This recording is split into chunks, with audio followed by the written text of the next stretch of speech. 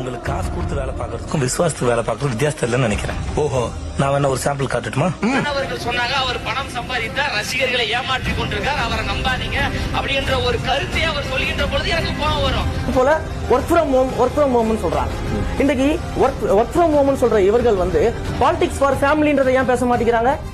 இன்றைக்கு ஒரு பதில சொல்லுங்க. ஏன்னா அவர் எனக்கான தலைவர், தளபதி அவர்கள் எனக்கான தலைவராக இருக்கிறார், என் கட்சிக்கான தலைவராக இருக்கிறாரு.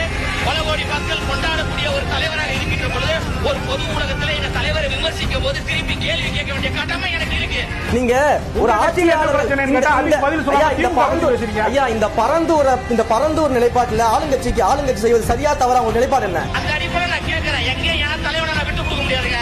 அதனால எந்த பிரச்சனை வந்தாலும் சரி அதை சந்திப்பதற்கு நான் தயார்.